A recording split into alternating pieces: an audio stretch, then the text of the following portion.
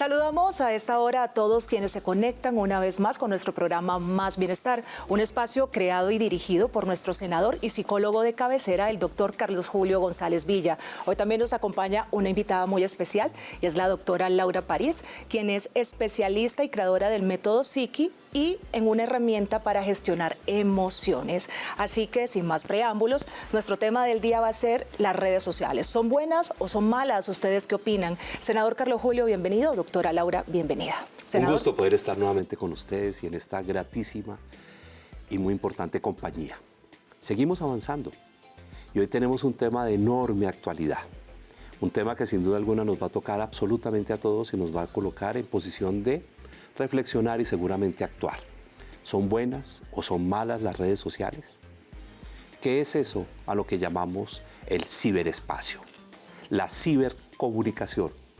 ¿A qué nos referimos cuando hablamos de todo lo que son los entornos digitales, lenguaje nuevo para nosotros, y de esos niños y jóvenes que hoy casi todos ellos son nativos digitales? Palabras incluso nuevas con las que tendremos que empezar a familiarizarnos y que el día de hoy tenemos una invitada muy especial como cada uno de nuestros programas, que además, como cada uno de nuestros invitados, ha producido, produce y está impactando nuestra sociedad. Su libro se llama precisamente Productividad Consciente y ha sido un trabajo enorme de vida, con mucho compromiso precisamente en ayudar a construir una mejor sociedad desde nuestros jóvenes, desde nuestros niños. Así que muchas gracias, psicóloga ella, doctora Laura, por aceptar nuestra invitación. Y bueno, a lo que vinimos. Claro que sí, Laura, muchas bienvenida. Gracias. Esta invitación de verdad es muy importante para mí. Abrir estos espacios es realmente fundamental en el momento que estamos viviendo. Muchas gracias. Bueno, entremos en materia. ¿Las redes sociales son buenas o son malas? Empecemos. Laura, cuéntanos, ¿tú qué opinas de esto? Todo depende, ¿no? Todo depende de cómo se use. Depende de los excesos, depende del cuidado que se tenga para utilizar ciertas herramientas, porque no podemos negar que también es una gran herramienta, o sea, es una herramienta de comunicación, es una herramienta de poder llegar a otros lugares. Es fácil comunicarte con tu familia por este tipo de redes sociales, pero el problema que tenemos grave es que no nos enseñan cómo se utilizan estas redes sociales, que no hay como educación al respecto. Nosotros los humanos tenemos muchas cosas que creemos saber y en eso entran las redes sociales y falta mucha educación, o sea, cuáles son las amenazas, digamos, para un niño, para un adolescente que esté pasando por un momento de ansiedad o de depresión que puede encontrar en las redes sociales. Muchos niños se enfrentan a temas muy complejos como el ciberacoso, que es un tema tremendamente complejo, como aquí ya lo estuvimos trabajando. Otros se enfrentan a la exposición a contenidos peligrosos, deformadores, sobre todo en un niño y en un adolescente que fundamentalmente está construyendo en esos años de su vida la identidad. Entonces, ¿qué tipo de identidad se está formando a partir precisamente de la exposición que hay a contenidos, vínculos y comunicación, incluso con desconocidos? Del número de niños en Colombia que se exponen a las famosas solicitudes, ¿sí? Solicitudes de amistad, hay probablemente, esa es una investigación en curso, un 60 a 70% también que aceptan la invitación sin saber quién es. Claro. O sea, aceptan vincularse a una persona, decimos una persona, estamos hablando del ciberespacio, Sí, cualquier cosa quién está detrás de la que pantalla. cree, entre otras cosas, que es alguien joven como él o ella, que maneja un lenguaje similar a su etapa de desarrollo y que construye un vínculo, sobre todo desde la enorme soledad que están viviendo los niños y los jóvenes. Una exposición de entre 10 y 12 horas diarias a los dispositivos electrónicos, a este mundo digital, pues sin duda alguna es abusivo. Entonces, ¿son buenas o malas? Depende de cómo se acompañan, depende de la educación, depende de la forma como se hace y para qué se hace, y depende del equilibrio en la vida. Entonces, por ejemplo, ¿cuántas horas? Todos los expertos, todas las investigaciones coinciden que excepto los factores dedicados a la educación, debería usarse máximo entre 1 y 2 horas diarias. Tiene sentido. ¿Sí? Sí, es lo que dice. Entre 1 y 2 horas diarias. Todos los teóricos en esta materia, que además es investigación en curso, nos señalan que no debería ser utilizado antes de los 9 años, ni expuesto Así es. significativamente, y que debería tener simplemente un fin de apoyo académico y educativo. Ahora, ¿son buenas o malas? Hay cosas buenas en las redes. Claro. Por supuesto, la comunicación con la familia, también contenidos de buena calidad, Claro, hay. el apoyo para el soporte educativo, la creatividad que se da, el desarrollo de habilidades y fortalezas en relación con todo este mundo tecnológico, que entre otras cosas, y vale la pena cerrar esta primera opinión, está muy relacionado con algo que a mí me llama y me preocupa poderosamente la atención, y me incluyo. Nuestro analfabetismo digital. O sea, nosotros los mayores y en general los padres tenemos un problema de analfabetismo digital. Entonces, se están cambiando inclusive los rangos de jerarquía alrededor de la familia, porque estos niños nativos digitales terminan por ser quienes controlan el acceso a todo en la familia, inclusive en muchas familias a las transferencias bancarias, Así es. a las gestiones que tienen que ver con el mundo digital, ¿sí? Pago de impuestos. Bueno, precisamente sobre nuestro tema, si las redes sociales son buenas o malas, les preguntamos a los jóvenes en las calles qué opinan de esto. Escuchemos. Básicamente las uso casi todo el día, desde que me levanto hasta que me acuesto, porque siento que en los jóvenes ahorita es como algo muy propenso a usar. Pues el hecho de que la red social que creo que más usamos todos es Instagram y TikTok, y pues en eso nos basamos informándonos. Más o menos desde que me levanto hasta que me acuesto, digamos esto en el marco también de que lo uso para el estudio, para el trabajo y bueno, para la vida social en la que me desenvuelvo. Creo que muy poco, de hecho uso más las redes sociales para ver contenido en TikTok, Instagram, pero ni siquiera para conversar con mis familiares. La verdad es que en eso sí las uso mucho porque tengo a mi hermana que vive en el exterior, entonces hablamos con ella todos los días, normalmente de a 2-3 horas, y con mi papá todo el tiempo me comunico. Y continuamos aquí en Más Bienestar. Acabamos de escuchar las respuestas de los chicos en las calles. No pueden estar sin el celular, no conciben la vida lejos de una pantalla para comer, para dormir.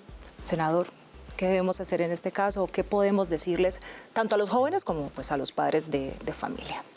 Hay un tema que se llama siempre, qué pena cargar, educación familiar. E inicia por los patrones y los parámetros de la educación familiar. Los niños y los jóvenes en general aprenden por algo que se llama modelamiento. Somos nosotros los que modelamos a nuestros hijos.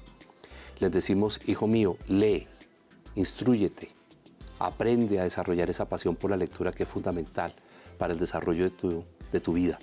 Pero nosotros no leemos. Le decimos, hijo mío, haz ejercicio.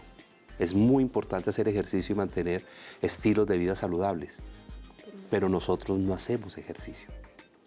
Le decimos, hijo mío, tienes que aprender a desvincularte de ese aparato, pero no desarrollamos los espacios para tener una interacción familiar que sea afectiva, que sea interesante, que desarrolle la escucha. Parte de lo que está sucediendo con las redes sociales y el abuso, porque estamos hablando lo negativo es cuando surge el abuso de la red social, cuando no hay acompañamiento ni hay un propósito para utilizarla. Y surge algo que está desarrollando las redes sociales, es que se está perdiendo la capacidad de escucha. Se está reduciendo a los 45 segundos, que es el tiempo ideal de los videos, a los 45 segundos. Entonces se está perdiendo la capacidad de escucha. Obviamente aumentan los procesos de soledad, el aislamiento y la falta de comunicación familiar. Pero pues es que observa uno el escenario de una familia y está la mamá por un lado con o su televisor o su pantalla, el papá por otro lado con su televisor y su pantalla, un niño en una habitación solo con su equipo y el otro en el otro. 4 o 5 horas jugando videojuegos. ¿Qué está sucediendo ahí? Entonces, entendemos las respuestas, y las respuestas es que hoy están en nuestra vida y son una realidad. Y contra eso no podemos pelear. Al contrario, busquémosle cuáles son sus beneficios, sus oportunidades y cómo podemos orientarnos para el buen uso de esas redes. O sea, ¿qué podemos sacar de ello en los mejores términos de construcción de conocimiento, de buena comunicación? ¿Qué tal si como sociedad nos propusiéramos, por ejemplo, eliminar la violencia o no aceptar la violencia que sea en las redes sociales? Y construyamos un mensaje diferente, más compasivo, más solidario, de mayor colocarse en los zapatos del otro, que es parte del problema que está sucediendo. Además, como las redes sociales patrocinan el anonimato, Claro. ¿sí? Es otra. Entonces también hay un asunto de indiferenciación en relación con las consecuencias del uso o mal uso o del abuso o de la agresividad o del lenguaje, porque se está comunicando todo el tiempo. Gracias. Bueno, yo siempre voy atrás, ¿no? Para mí todo el tema de educación emocional es algo muy nuevo. Podríamos decir que la educación emocional es casi igual de nuevo a las redes sociales, porque era algo de lo que antes no se hablaba. Entonces todos somos como niños y adolescentes en muchos temas emocionales y el ejemplo que se está dando ahora pues viene también de atrás. Entonces hemos estado acostumbrados a las adicciones y de pronto a normalizarlas de ciertas maneras. Entonces, digamos, la fiesta, los niños también, el alcohol, la euforia tiene mucho que ver con esa repetición y repetición y repetición.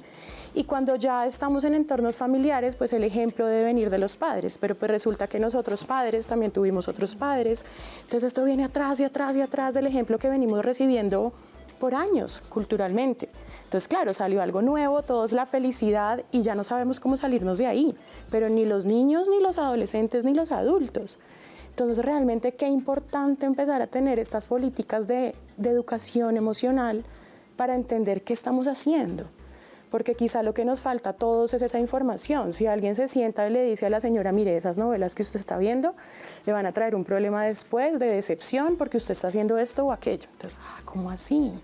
O si uno va y habla con el adolescente y le dice, mira, eso que estás viendo después te puede traer un problema cognitivo por esto y por esto y por esto. Entonces nos falta mucha educación y en esa falta de educación pues todos cometemos los mismos errores y vamos generación tras generación cometiéndolos.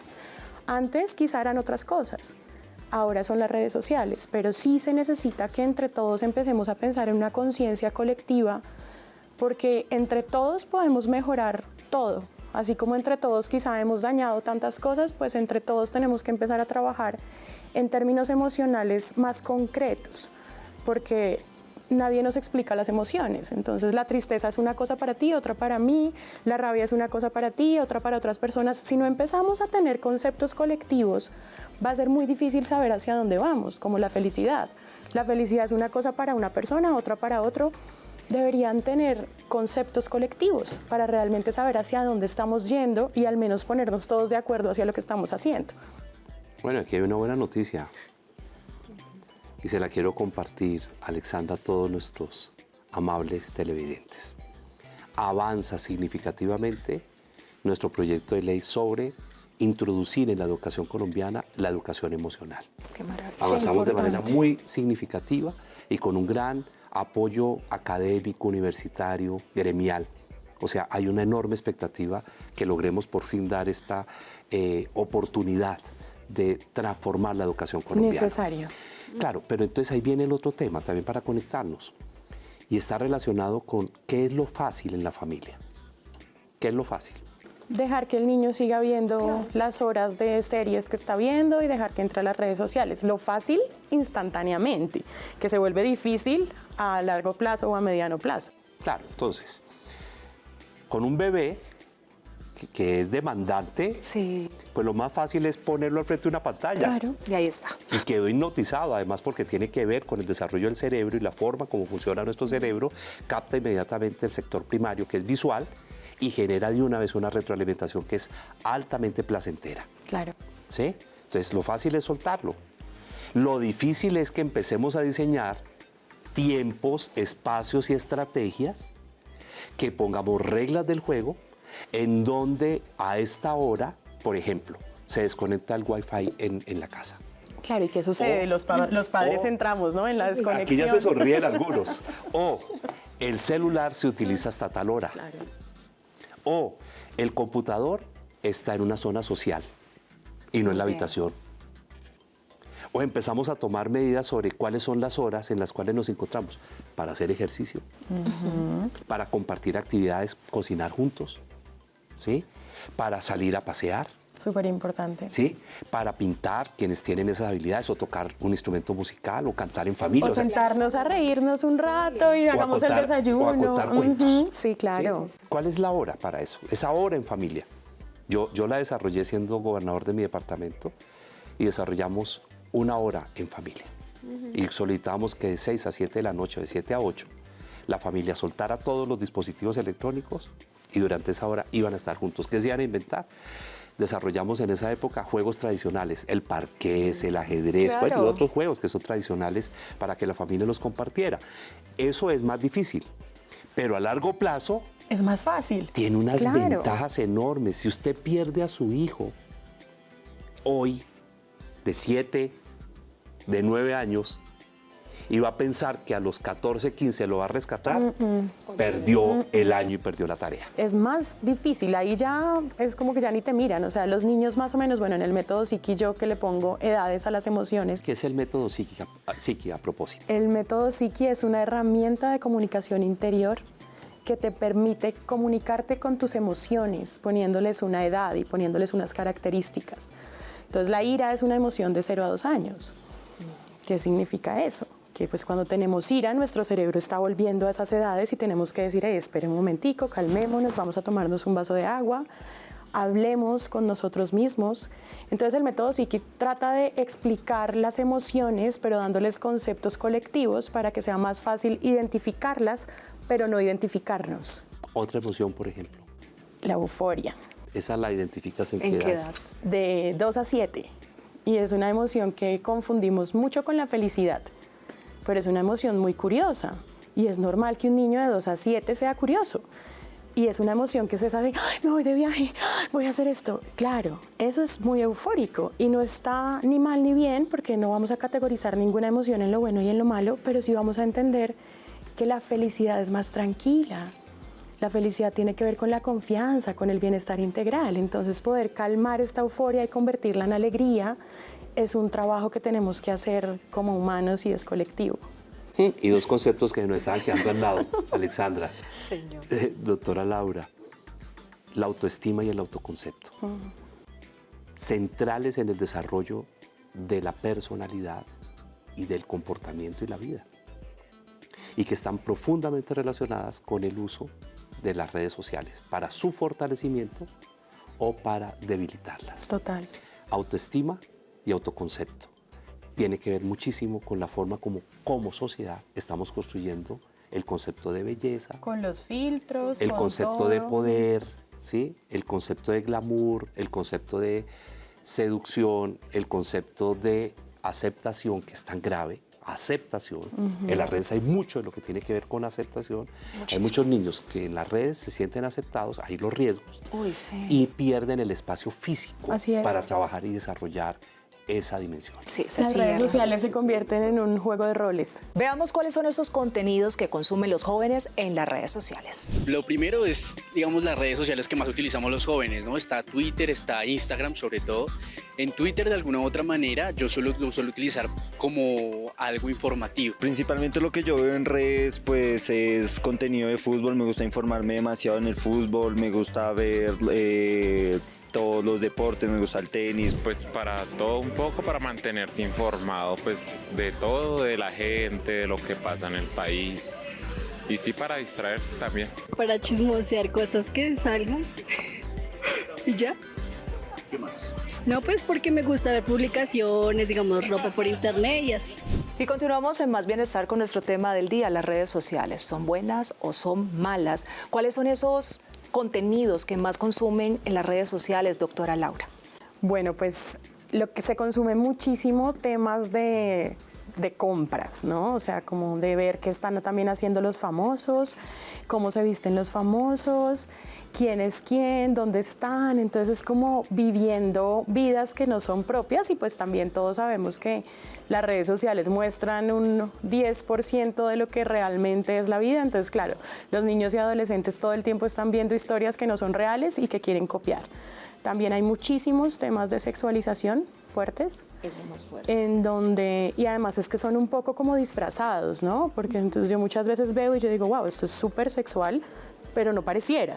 Entonces tiene un tema de engaño también que es bastante interesante para niños y adolescentes que se están desarrollando y pues van a entrar contenidos en ellos que los van a confundir. Sin lugar a dudas, hay mucha confusión en la sexualización de las redes sociales, porque claro, como se tienen ciertos parámetros, entonces la inteligencia humana ha hecho que se cumplan con los parámetros, pero no deje de ser muy sexualizado el contenido. Senador. No, totalmente de acuerdo. O sea, primero hay un entorno relacionado con el poder, el dinero y el placer. Ahí están unas de las variables fundamentales. Y obviamente, pues lo que más se consume es lo que está relacionado con la vida de otros. Por eso nosotros estamos invitando a que desde la familia logremos hacer conciencia del papel fundamental que cada uno de nosotros tiene en la construcción de su propia película de vida. Y cuando está tan expuesto a las redes y consumiendo contenidos que es la vida de otros y supuestamente la buena vida de otros, ¿sí?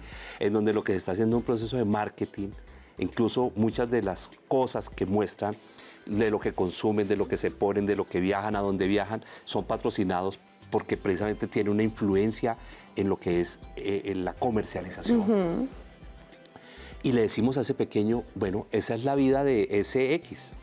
Famoso o no famoso, porque algunos no son famosos sino se vuelven o empiezan a volverse famosos por el tipo de cosas que muestran. Claro, influencers, ¿no? Y se vuelve aspiracional el tema.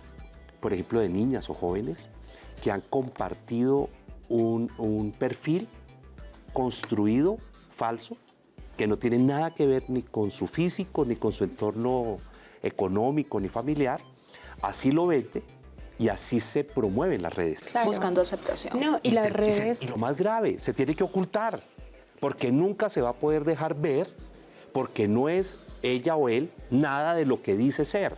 Entonces nunca va a poder ser, o sea, va a vivir eso, como podríamos denominarlo. No, y es que es como otro yo, ¿no? Y las redes sociales no permiten que niños de 14 años, menores de 14 años tengan redes sociales. Es decir, que si una niña de 10 o 11 va a abrir un perfil, inmediatamente se tiene que cambiar la edad. Claro, porque te dicen en qué año naciste. Entonces, en el año que tú naciste no te permiten abrir la cuenta, pero si pones otro año sí te permiten. Entonces ya desde ahí estás empezando con otra identidad. ¿Qué recomendaciones, qué tipo de recomendaciones podríamos hacerle pues, a los jóvenes que nos están viendo, a esos padres de familia? Ok, muy importante empezar también a darnos cuenta como adultos que nosotros también tenemos que aprender. Porque muchas veces queremos que aprendan los niños y los adolescentes, pero nosotros no queremos aprender. Entonces tenemos que hacer un trabajo conjunto, en familia, en donde si yo estoy exigiendo algo, me lo tengo que exigir también a mí mismo. Entonces tengo que ser muy cuidadoso con el contenido que yo como padre responsable estoy consumiendo, porque es muy complicado yo estar consumiendo algo que es netamente, digamos, de poder y de cosas que no tienen sentido y exigirle a mis hijos que no lo hagan. Entonces lo primero es esa educación desde el ejemplo, desde transfórmate tú como adulto para que logres hacer transformaciones en tus hijos. Y viene de un esfuerzo de nosotros adultos que tenemos que empezar a realmente dar ejemplo y no hacernos los que damos ejemplo. Tiene que ser real. Y tener conversaciones sabias con nuestros hijos, también explicándoles a ellos que nosotros también estamos aprendiendo, que es la manera de aprender juntos y no juzgarnos los unos a los otros, sino, ven, yo tampoco entiendo muy bien por qué no nos sentamos y aprendemos juntos. Yo también podría estar en riesgo aunque yo sea adulta. Acompañar y ponernos también en el punto del aprendizaje, no siempre de maestros, también entender que estamos aprendiendo. Yo invito, y de verdad invito, a que no satanicemos las redes y tampoco las endiosemos. O sea, démosles su proporción hoy en la presencia que ellas tienen en nuestras vidas. Y para eso dependerán, son buenas o malas, dependen de nosotros mismos. Dependen del objetivo para el cual las utilizamos. Entonces vamos a diferenciar. Hay un objetivo de aprendizaje y de refuerzo de conocimiento. Por ejemplo, el 78% de los niños en Colombia consulta las redes para sustentar sus tareas. ¿Es cierto? Sí. Hay otra que es para recreación. ¡Perfecto! Claro. Y compartámoslo en familia. Y entonces, como se debe hacer también con la televisión, o sugeríamos en su época, sentémonos a ver esa película, esa telenovela, y al finalizar, hagamos una pequeña conversación sobre qué sentimos que pasó ahí. ¿Qué quedó de eso? Pues lo mismo lo podemos hacer en las redes. ¿Sí? Claro que sí. Cuando vemos que están ridiculizando a alguien o lo están matoneando. Haciendo bullying. ¿Por qué no conversamos sobre eso en familia? O sea, bueno, tenemos una distancia y es a él o a ella, pero si fueras tú, si fuera yo, ¿qué pasaría? ¿Cómo viviríamos esto y cómo reaccionaríamos ante esto? Así que reglas de juego, reglas, tiempo, uso, familia, actividades, tiempo libre, ejercicio. De hecho, un niño, una niña que se enamora de un talento, le ayudamos a que lo descubra. En la cultura, en las artes, en la música, en el deporte, en la ciencia, en lo social. Es un niño, es una niña que de verdad va a estar muy concentrado en su entrenamiento en natación, en su entrenamiento en ciclismo, en el desarrollo de su instrumento musical, en el aprendizaje. Y de verdad la red pasa a ser importante, pero alternativa. El niño que no desarrolla ningún talento, claro, se queda ahí. La familia que no ayuda a que descubra el talento, pues el talento va a ser navegar en las redes. En la pantalla. Sí, o volverse gamer. Sí, Total. ese va a ser el talento. Así es. Y mientras tanto, aumento de la obesidad, trastornos de sueño, problemas de depresión, trastornos de relación con los demás. Y digo trastorno, no sé si me lo acepta, Claro, doctora. sí, es un trastorno Porque total. pasa a ser un trastorno. Pero antes de terminar, bueno, el senador no sé si quiere hacer algún aporte pues, sobre el libro de la doctora o la doctora quiere hacernos algún aporte para que Claro tengamos que en cuenta sí. su libro. Bueno, pues Productividad Consciente es una obra que habla de la economía y de las emociones. 50% economía, 50% emociones. El método Psiqui es todo lo que tiene que ver con emociones. Casa Psiqui, que es un lugar hermoso que en este momento estoy creando, habla de economía sostenible y es entender que el dinero sí importa, las emociones sí importan, pero tenemos que trabajar en equilibrio con las dos, porque hay cosas que el dinero no compra y hay otras que sin dinero no se pueden comprar. Y cada vez estamos desarrollando más y yo no sé, ya no sé la frontera, no sé qué es lo que viene, pero lo que sí sé es que seguimos manteniendo algo muy importante, que es el espíritu humano en relación con los propósitos de vida, el propósito de vida y la capacidad de la realización personal, humana y social. Bueno, senador Carlos Julio, muchas gracias. Doctora Laura, muchas gracias. Y bueno, siempre será bienvenida a nuestro espacio para Mil seguir gracias. hablando de muchísimos más temas. A ustedes gracias por preferirnos acá en Más Bienestar y los invitamos a conectarse y a seguirnos en nuestras plataformas digitales a través de @ccongresocol, a través de Canal Congreso Colombia y las redes sociales del senador Carlos Julio González Villa. Nos vemos en un próximo capítulo. Para todos, feliz día.